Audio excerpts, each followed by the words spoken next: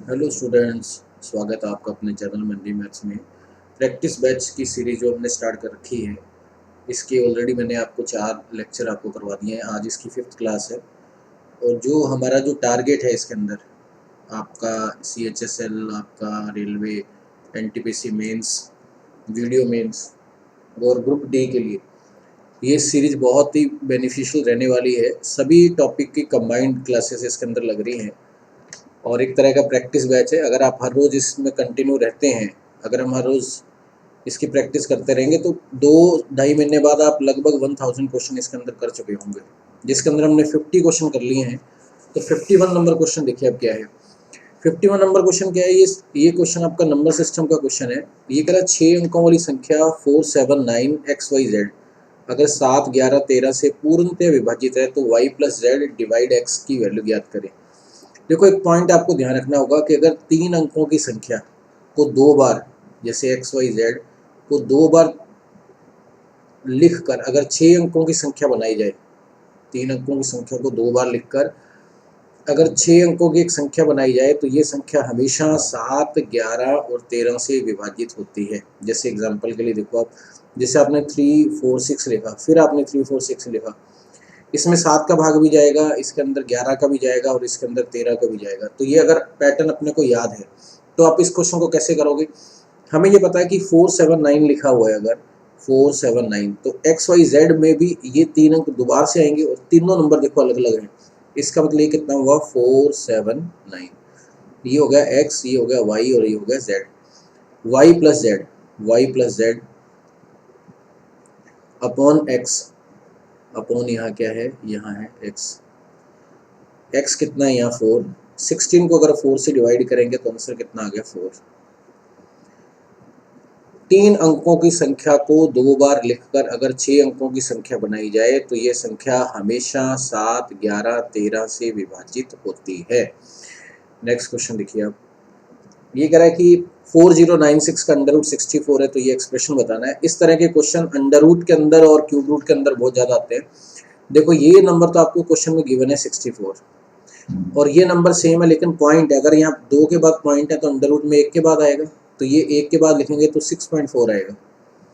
और यहाँ आपका पॉइंट जो है वो 3 के बाद है, तो इसका मतलब पेयर बनाए तो 0.064। देखो, यहाँ 2 के बाद पॉइंट है, यहाँ 4 ना दे के इसने 6 दे दिया। देखो, अब 6 संख्या का जब आप अंडर रूट में सॉल्व करेंगे तो रिजल्ट क्या आएगा, 3 के बाद आएगा। अब इसे सॉल्व करना है अपने को। ये कितना आ गया, देखो ये कितना आ गया 4, ये 6, ये 4 और ये हो गया 70.464। ये आपका हो गया फाइनल आंसर। इस तरह का क्वेश्चन क्यूब रूट के अंदर भी आता है, वो नेक्स्ट किसी क्लास के अंदर अपने कवर कर लेंगे। अब नेक्स्ट क्वेश्चन देखो आप। ये कह रहा है कि 5/2² इंटू 3² प्लस 7/3² लास्ट में ये दे रखा है। अब देखो, अगर इसको ध्यान से देखें, अगर इस नंबर को, इसका सॉल्यूशन आपसे पूछा है तो इसको ऐसे लिख सकते हैं 1/2² माइनस 1/3²। देखो ध्यान से देखो आप कैसे। अगर मैं इसका एलसीएम लूँ तो एलसीएम इसका हुआ 2² इंटू 3² और ये 3² तो यहाँ चला गया और ये माइनस का 4² इधर आ गया, माइनस का 2²। 9 - 4 कितना होगा 5/2² इंटू 3²। इसका मतलब इस नंबर में अगर अपने माइनस का साइन लगा दें तो ये ऑटोमेटिक आपको वही सीरीज मिलेगी। नीचे देखो, इसके अंदर 2 और 3 लिखा हुआ तो उसका टोटल है 5, 3 और 4 तो उसका टोटल है 7, लास्ट में अगर 9 और 10 है तो टोटल कितना 19। क्योंकि स्क्वायर के अंदर अगर डिफरेंस 1 का है तो उनके स्क्वायर का डिफरेंस हमेशा उनका टोटल होगा। कैसे, a² माइनस b²। अगर 2 लगातार नंबर है तो a² माइनस b² का फॉर्मूला क्या होता है, a + b a - b। a - b तो आपका 1 हो गया और a + b आपका वही रिजल्ट हो गया। इसका मतलब अगर अपने a - b लगाए यहाँ तो ये तो हो गया 1 और a + b कितना होगा ये। ऐसे ही ये नेक्स्ट वाला लिखा जाएगा। नेक्स्ट वाला कैसे लिखेंगे, 1/3² माइनस 1/4²। आगे चलता जाएगा ये कंटिन्यू। लास्ट के अंदर आपको क्या मिलेगा, लास्ट के अंदर आपको मिलेगा 1/9² माइनस 1/10²। हमें पता है कि एक्सप्रेशन में हर दूसरा नंबर पहले से कैंसिल हो रहा है, हर दूसरा नंबर पहले से कैंसिल, लास्ट वाला इससे पहले से कैंसिल। आपके पास जो आंसर बचा वो फर्स्ट वाला तो बचा 1/4 और लास्ट वाला क्या बचा 100। अगर अपने 100 एलसीएम ले लें तो ये कितना आ गया 25 - 1 24। 24 को अगर अपने 4 से डिवाइड करें तो ये हो गया 6 और ये हो गया 25। तो फाइनल आंसर आपके पास क्या आ गया 6/25। नेक्स्ट पे आ जाओ आप। ये कह रहा है किसी भिन्न संख्या का अंश हर से 3 कम है। अंश जैसे x/y लिखा आपने, इसे बोलते हैं अंश और इसे बोलते हैं हर, इसे बोलते हैं न्यूमरेटर और ये क्या कहलाता है डिनोमिनेटर। अंश हर से 3 कम है, अंश जो है वो हर से कितना है 3 कम है। पहले तो आप इस लाइन के अकॉर्डिंग ऑप्शन देखो, ये 5/8 5 8 से 3 कम है तो ये हो सकता है, ये उल्टा हो गया नहीं है, ये हो सकता है, ये नहीं है। इसका मतलब जैसे क्वेश्चन आया पहले आपने पहला स्टेटमेंट पढ़ना है, इससे आपके 2 ऑप्शन हो गए गलत। अब ऑप्शन हमारा फर्स्ट और सी होगा। अब इन दोनों में से कौन सा सही है ये नेक्स्ट लाइन से क्लियर होगा। नेक्स्ट लाइन में ये कह रहा है कि अगर अंश को 7 बढ़ा दे और हर को 2 कम कर दे तो 2 रिजल्ट आता है। देखो अंश को अगर अपने 7 बढ़ाएं, अंश को अगर 7 बढ़ाएं, 5 और 7 कितना हो गया 12, और हर को 2 कम कर दें, 8 में से 2 कम किया तो 6, तो फाइनल रिजल्ट कितना आया 2। ये मैच कर गया, इसका मतलब ये आंसर है और ये नहीं है। अगर इसको वैसे चेक करना हो, वैसे हमें तो कंफर्म हो गया कि आंसर यही है। अगर मान लो चेक करना, अगर इसको 7 बढ़ा दो, ये कितना हो गया 14, और इसको 2 कम करें तो ये हो गया 8, तो 8 का डबल 16 होता है, तो ये रिजल्ट आपका पॉसिबल नहीं है। ये क्वेश्चन सेम क्वेश्चन ऐसा है, ये आपके लिए असाइनमेंट है। आप मेरे को इसका आंसर बताना कि 55 में ABCD के अंदर कौन सा आंसर आएगा, और कोशिश ये करना कि आप इस क्वेश्चन को पहले ऑप्शन से करना। आप ऑप्शन से करके डायरेक्ट, ये क्वेश्चन ऑप्शन से हो जाते हैं और डायरेक्ट आप इसे इसका आंसर दे सकते हैं। नेक्स्ट क्वेश्चन देखिए आप, ये SSC रेलवे का सबसे फेवरेट क्वेश्चन है, बहुत बार एग्जाम में आया है। इस क्वेश्चन के अंदर खास बात क्या है कि 4 अंडर रूट आपको दे रखे हैं। अगर 4 अंडर रूट दे रखे हैं, अंडर रूट के अंदर 4 ब्रैकेट दे रखे हैं, इन ब्रैकेट के अंदर सबसे इंपॉर्टेंट बात क्या है, इनके न्यूमेरिकल वैल्यू का डिफरेंस सेम है। जैसे 17 और 14 का डिफरेंस कितना है 3, 22 और 19 का कितना है 3, 13 और 10 का कितना है 3। फिर आप कहोगे सर ये 19 और 4 है, भाई 4 है तो आप इसको ऐसे लिख सकते हैं ना, 19 माइनस ये हो गया 16, इनका डिफरेंस कितना हुआ 3। इन क्वेश्चनों में खास बात क्या होती है कि इसका हाईएस्ट नंबर वो होगा जो दिखने में छोटा लग रहा है। अब देखो इन सब में दिखने में छोटा कौन सा लग रहा है, ये वाला, तो ये नंबर आपका हाईएस्ट है। जो दिखने में छोटा लग रहा है वो सबसे बड़ा होगा, और जो दिखने में सबसे बड़ा लग रहा है वो सबसे छोटा होगा कैसे, मैं आपको इसका प्रूफ बता देता हूँ कैसे। जैसे अपनों ने 17 माइनस 14 लिखा, अगर हम 17 माइनस 14 को रेशनलाइज करें, मतलब अगर इसके अपोजिट साइन से गुना करें, यहाँ प्लस हो गया और यहाँ नीचे भी कितना आ गया 17 और प्लस हो गया 14, a² माइनस b², ये हो गया 3 और ये हो गया √17 प्लस √14, और यहाँ √19 माइनस √16 की अगर बात करें तो ये भी सेम रिजल्ट कितना देगा 3 √19 प्लस √16। ऐसे इसका रिजल्ट कितना आ जाएगा, इसका रिजल्ट कितना आ जाएगा 3 √22 प्लस √19। अगर इसका रिजल्ट देखें तो ये कितना आ गया 3, ये हो गया √13 प्लस √10। अब आप देखो कि कंपैरिजन ऑफ फ्रैक्शन, अगर भिन्न की तुलना करें तो उसके अंदर एक पॉइंट पढ़ाया जाता है कि अगर इनके अंश सेम है, अंश सबके 3-3 सेम है, तो जिसका डिनोमिनेटर जितना हैवी होगा वो रिजल्ट उतना ही डाउन होगा।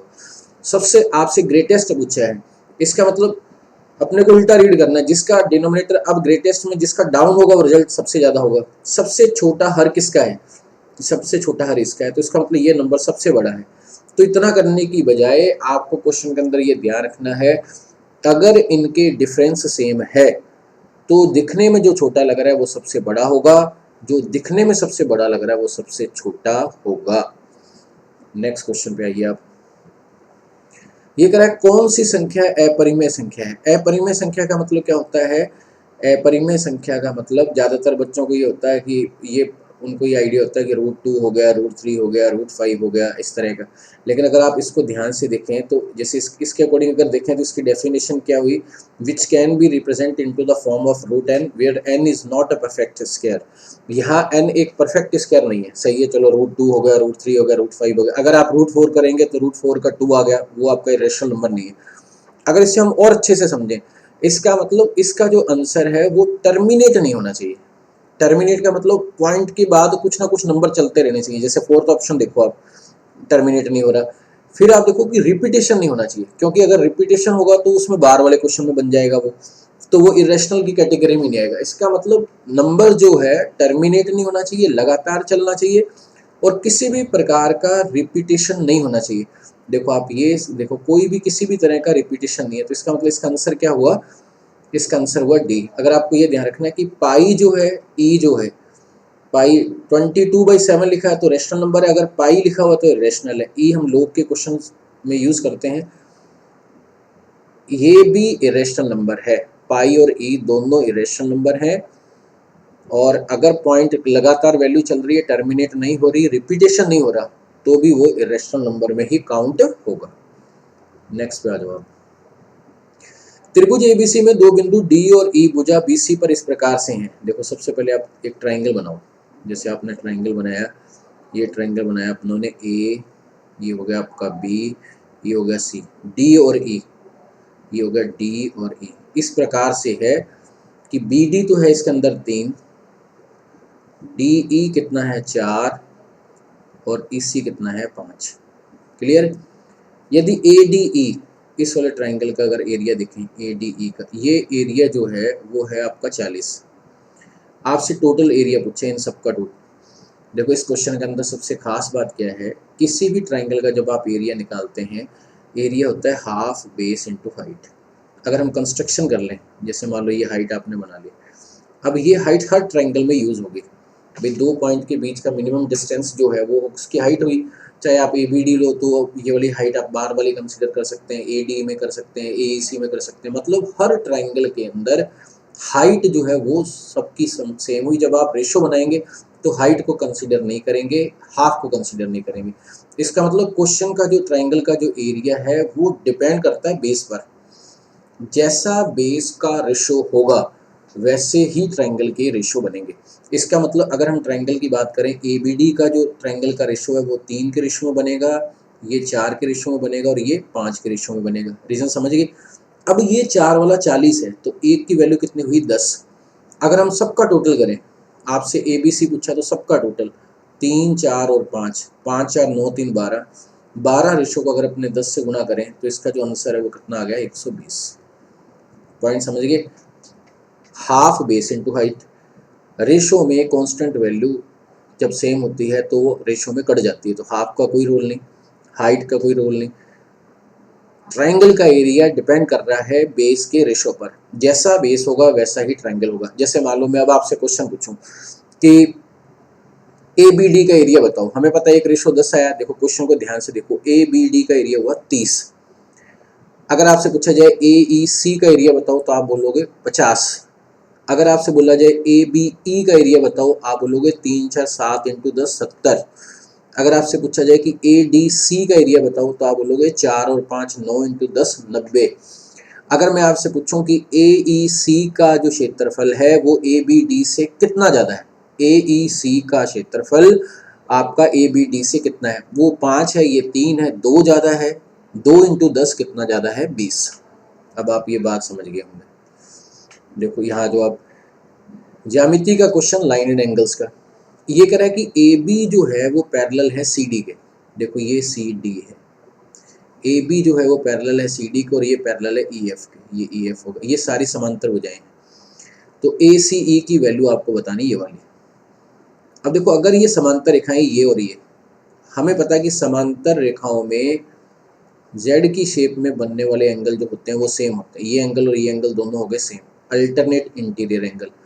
अगर ये 70 डिग्री है तो ये पूरे का पूरा एंगल हुआ 70 डिग्री। पहली बात तो ये क्लियर है। दूसरा पॉइंट, एकांतर कोण बोलते हैं इसे।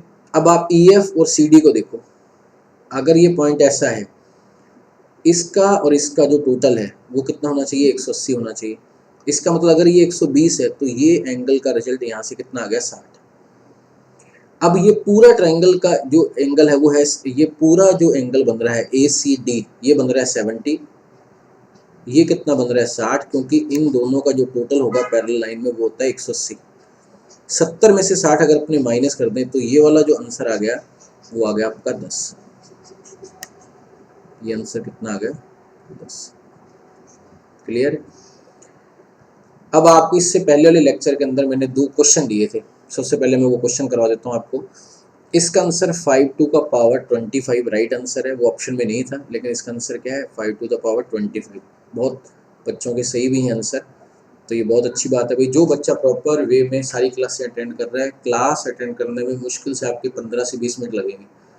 अगर आपका मतलब आपको सारी चीज़ें क्लियर है, आप उसकी स्पीड बढ़ा के देख सकते हैं। अगर आप अपना इतना भी टाइम नहीं निकाल सकते, फिर आप कैसे एक्सपेक्ट कर सकते हैं कि आपके नंबर बढ़िया आएंगे? आप बताओ आप। अगर हम अपना इतना टाइम ही नहीं निकाल सकते, अगर हम चीज़ों को जो आपसे पूछा जा रहा है उसका रिस्पॉन्स ही नहीं दे सकते, ये जानते हुए कि इस तरह के क्वेश्चन ही आएंगे और इस तरह की लापरवाही करें, तो फिर कैसे एक्सपेक्ट किया जा सकता है कि आपके नंबर आएंगे? अब देखो, इस क्वेश्चन में मैंने आपको ये बोला था कि सबसे पहले इस नंबर को लिखो, जैसे आपने लिखा 5। अब ये सारे के सारे नंबर अंश में लिखे जाते हैं। ये किस में लिखे जाते हैं? अंश में और मल्टीप्लाई में। ये हो गया 4 इंटू 8 इंटू 9 इंटू 18। और यहाँ जितने भी नंबर हैं ये सारे के सारे हर में लिखे जाएंगे। ये कितना आ गया? 3, 6 और ये कितना हो गया? 12। अब यहाँ की बात करें, 5 आपने लिखा, ये सारे के सारे नंबर अंश में लिखे जाएंगे। 4 अंश मतलब न्यूमरेटर में, और ये सारे के सारे हर में लिखे जाएंगे मतलब डिनोमिनेटर में। न्यूमरेटर और डिनोमिनेटर, ये कितना हो गया? 4, 8 और 9। 72 ये सारा कट गया। यहाँ जो पावर है वो कितनी आ गई? 1। 72 ये कितना आ गया? 6। 5 की पावर कितनी होगी? 24। बेस अगर सेम है तो पावर आपस में जुड़ जाती है, तो फाइनल रिजल्ट इसका कितना आ गया? 25। नेक्स्ट क्वेश्चन, एक ऐसा क्वेश्चन मैंने आपको 41 क्वेश्चन आपको करवाया था, और उस पर कुछ चेंज करके मैंने आपसे पूछा था कि 2 सिलेंडर हैं, 2 बेलन हैं, उनकी वॉल्यूम सेम है, रेडियस का रेशो, जो क्वेश्चन करवाया था उसमें हाइट का रेशो 1 और 3 का दे रखा था, और रेडियस आपसे पूछा था, तो मैंने इसको चेंज करवाया था कि अगर रेडियस दे रखा है तो हाइट का रेशो क्या होगा। इसका जो राइट आंसर है वो है 9:1। इसमें जिन बच्चों का सही है तो बढ़िया है भैया, आपका साथ के साथ आप जवाब दे रहे हैं और सारी चीज़ों को कर रहे हैं ढंग से, बहुत अच्छी बात है। वॉल्यूम जो है वो होता है πr²h। जब आप रेशो मेंटेन करेंगे तो कांस्टेंट का यूज़ खत्म। r², ये हो गया 1 और 9। इसको 1:1 बनाने के लिए इस जगह पर इसका जस्ट उल्टा लिखना पड़ेगा। वो उल्टा क्या होगा? 9:1। ये आ गया आंसर। अब आ जाओ नेक्स्ट क्वेश्चन पर। इस तरह के क्वेश्चन जब परसेंटेज टॉपिक को पढ़ाया जाता है तो उसके अंदर करवाया जाता है। अब इसमें जैसे कोई बच्चा मान लो इनिशियल लेवल पे कर रहा है, अगर वो चीज़ें सारी डिटेल में पढ़ना जा रहा है तो नीचे आपको एक ऐप डाउनलोड करना पड़ेगा, मेहंदी मैथ्स ऐप के अंदर पूरा रिकॉर्डेड बैच 200 घंटे का बैच हमने उसके अंदर अपलोड कर रखा है। आप सारे बच्चे, जिस बच्चे को ज़रूरत है, अगर वो बेसिक से पढ़ना चाहे तो वो बैच वहाँ से ले सकता है। जैसे ये क्वेश्चन ये परसेंटेज के अंदर पढ़ाया जाता है। ये कह रहा है किसी की गनाब की लंबाई 20% बढ़ जाती है, चौड़ाई 40% बढ़ जाती है, ऊंचाई 10% कम हो जाती है, गनाब के आयतन में वृद्धि ज्ञात करें। देखो लंबाई कितनी हुई? 20%। 20% बढ़ना मतलब 1/5, बढ़ना मतलब प्लस, पहले कितनी थी? 5, अब कितनी होगी? 6। चौड़ाई 40% बढ़ गई, 40% 20% का डबल, 1/5 का डबल 2/5, पहले 5 थी, 5 से 2 बढ़ गई, कितनी होगी? 7। ऊंचाई 10% कम हो गई, ऊंचाई 10% कम हो गई, ये कितना होगा? 1/10। 10 से 1 कम होगी, वैल्यू कितनी होगी? 9। अब इनको अगर अपने सॉल्व करें, देखो ये हो गया आपका, ये यहाँ से कट गया, ये आ गया 3 और ये आ गया 5, 5 5 5, ये हो गया 125। 7 इंटू 3 21, 21 को अगर अपने 9 से मल्टीप्लाई करें तो ये रिजल्ट हो गया 189। इन दोनों के बीच का डिफरेंस, 9 में से 5 गया 4, वही हो गया 64। 125 के रिस्पेक्ट में इंटू 100, 25 से कट गया, ये हो गया 4, वही हो गया 5। मैंने आपको एक बात बोली है कि जब भी क्वेश्चन में नीचे 5 आए तो आप उसकी जगह पर ऊपर नीचे 2 से मल्टीप्लाई कर लिया करो, जिससे आपका क्वेश्चन काफ़ी इजी हो जाएगा। एक सेकंड, 2 से आपने मल्टीप्लाई किया, क्योंकि ये तो 10 में कंसीडर होगा ये, इसका मतलब हम 64 को 8 से मल्टीप्लाई कर रहे हैं। 64 को किससे मल्टीप्लाई कर रहे हैं? 8 से। ये होगा 32 3 48 3 51। 512 देख लो किस में आ रही है, और 1 के बाद पॉइंट लगेगा लगेगा। बात समझ में आ गई? क्वेश्चन मैन्युफैक्चरिंग का है लेकिन परसेंटेज कंसेप्ट है, इसलिए ये टाइप आपका परसेंटेज में पढ़ाया जाता है। नेक्स्ट क्वेश्चन देखो आप क्या है। ये कह रहा है 2 शंकु है, अब कोण की बात कर रहे हैं। देखो उनके वक्र पृष्ठ के क्षेत्रफल का अनुपात, देखो शंकु जो है वो इस तरह का होता है, कोन की, आइसक्रीम कोन की अगर बात करें, ये क्या है, ये रेडियस होगी r, ये होता है h, और तिर्यक ऊंचाई इसे बोलते हैं l, स्लांट हाइट, यहाँ देखो लिखा हुआ है। अगर इसका वक्र पृष्ठ का क्षेत्रफल देखें CA से, इसका टॉप और बॉटम हटा दें तो वो होता है पाई आर एल। अगर इसके वॉल्यूम की बात करें तो वॉल्यूम इसका होता है पाई आर स्क्वायर h/3, सिलेंडर का 1/3। क्लियर? यहाँ बात किसकी कर रहा है, ये कर रहा है वक्र पृष्ठ के क्षेत्रफल का अनुपात 1:9 है, इसकी बात हो रही है। देखो ये है 1 और 9। जब ये 1 और 9 होगा तो अब आप देखो कि जब आप रेशो का कंपैरिजन करें तो ये कांस्टेंट वैल्यू तो यूज होगी नहीं, क्वेश्चन चलेगा आर और एल पर। ये कह रहा है तिर्यक दो शंकों की तिरछी ऊंचाई, मतलब एल की बात कर रहा है, ये कितना है 3 और 1। आपसे इनकी त्रिज्या का रेशो पूछा है, ये वाला R1/R2 पूछे। देखो अगर ये सेम होता है, यहाँ अगर होता है ना वक्र पृष्ठ का क्षेत्रफल सेम है, तो जैसे पहले वाले क्वेश्चन मैंने आपको समझाया था, अगर ये 3/1 है तो आपका आंसर होता है 1/3, अगर CS से सेम होता तो। लेकिन यहाँ 9 है, आपको R1/R2 निकालना है, तो R1/R2 कैसे आएगा, ये 3 इधर शिफ्ट हो जाएगा, यहाँ से R1 और R2 का जो रेशो है वो कितना आ गया, 1 और 27 का। ये फाइनल आंसर होगा। नेक्स्ट पे आ जाओ आप। सेम देखो मिलता जुलता क्वेश्चन है, एक क्वेश्चन मैंने आपको ये असाइनमेंट दिया है, ये अभी आपको आंसर बताना है। एक 62 नंबर दिया है, इससे पहले आपको नंबर दिया है कौन सा, एक सेकंड, ये 55 नंबर और 62, इन दोनों क्वेश्चनों के आंसर आपको बताने हैं। देखो ये हमेशा याद रखना, एग्जाम के अंदर 80% 80 to 90% क्वेश्चन हद से ज़्यादा इजी होते हैं। हमारे क्वेश्चन हम क्या करते हैं, हम हार्ड क्वेश्चनों के चक्कर में उन क्वेश्चनों की तैयारी नहीं करते। अगर आप 90% क्वेश्चनों पे भी तैयारी कर लें तो भी आपका फर्स्ट अटेम्प्ट में सिलेक्शन हो सकता है, बशर्ते आपने दूसरी सब्जेक्ट भी अच्छे से पढ़ी हो। अब जिस तरह के क्वेश्चन आते हैं इनकी बार बार प्रैक्टिस करो, आपके ऑटोमेटिक ही नंबर आएंगे। नेक्स्ट क्वेश्चन देखिए आप 63। ये कह रहा है किसी घनाभ के 3 आसन फलकों के क्षेत्रफल 32, 24 और 48 है, घनाभ का आयतन। देखो घनाभ का आयतन जो है ना, इसका एक फॉर्मूला होता है। अगर आसन फलक के क्षेत्रफल जो है, मान लो अपनों ने PQR मान लिया, तो आयतन अपने को निकालना है तो PQR का अंडर रूट, ये इसका कंसेप्ट है। आसन फलक जो लगातार जो एक दूसरे से अटैच हैं, PQ और R, पहले वाले का एरिया कितना है 32, बाद वाले का कितना है 24, इसका कितना है 48। क्या 48 को ऐसे लिख सकते हैं 24 × 2, इससे क्या होगा 24 दो बार आया तो बाहर एक बार ही काउंट होगा, और 64 दो बार काउंट हो रहा है तो 8, ये हो गया 32, 3 16 और 3 19, 192 सेंटीमीटर क्यूब। फर्स्ट इसका आ गया आंसर। अब PQR का अंडर रूट कैसे होता है, देखो यहाँ प्रैक्टिस बैच के अंदर और लाइव बैच के अंदर जो रिकॉर्डेड बैचेस में डिफरेंस क्या है। जैसे मान लो आपको यहाँ मैं एक मान के चल रहा हूँ कि आपको आता है, मैं सीधे आपको क्वेश्चन करवा रहा हूँ, उसके अंदर क्या होगा, बाकायदा आपको ये प्रूफ समझाया जाएगा कि V जो है वो PQR का अंडर रूट कैसे हुआ। जैसे P जो है, मान लो नीचे फर्श को ले लो आप, ये LB हो गया, Q आप फर्श के साथ ये वाली दीवार ले लो, ये आपका LH हो गया, अगर आप इधर वाली दीवार ले रहे हैं तो BH हो गया। अगर आप सबको कंबाइंड करेंगे तो L² B² H² की वैल्यू V हुई। V का मान हमें पता है LBH होता है, तो LBH निकालने के लिए उन नंबर को PQR को क्या कर देंगे, अंडर रूट कर देंगे, क्योंकि P बराबर आपका LB है, एक BH है और एक HL है। तो PQR आपका रिजल्ट हुआ L² B² H² जो V है। हमें पता है कि V जो है वो क्या होता है, 3 वैल्यू का मल्टीप्लाई होगा, अगर मल्टीप्लाई होगा तो उस हिसाब से PQR का क्या आ जाएगा, अंडर रूट, क्योंकि LBH होगा घनाभ का क्यूबॉइड का। अगर अपने देखें वो इसका वॉल्यूम, तो ये क्वेश्चन ठीक है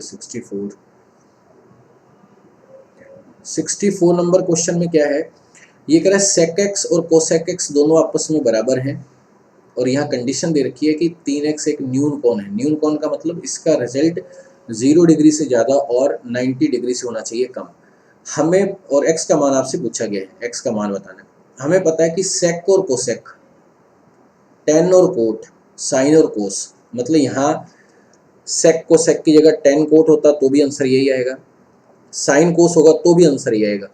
sin cos, tan cot, sec cosec आपस में बराबर तब होते हैं जब इनके एंगल का सम 90 डिग्री हो, जब इनके कोनों का योगफल 90 डिग्री हो। एक जगह पे क्या लिखा हुआ है 3x और दूसरी जगह पे लिखा है 3x माइनस 45, इन दोनों का टोटल 90 डिग्री होना चाहिए। यहाँ से ये कितना आ गया 6x, इसको इधर शिफ्ट कर दिया तो ये कितना आ गया 135। यहाँ से x का मान आ गया 6 इंटू 2 12, 22.5 डिग्री। इस जगह पर अगर tan और कोट होगा तो भी आंसर ही आएगा, साइन और कोस है तो भी आंसर ही आएगा। तो आज के लिए इतना बहुत है। 64 65 से कल करेंगे। 2 क्वेश्चन मैंने आपको दिए हैं, तुरंत उनके आंसर बताइए क्या होगा।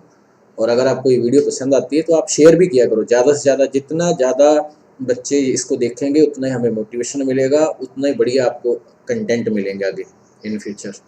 तो नेक्स्ट वीडियो में मिलते हैं। Thank you.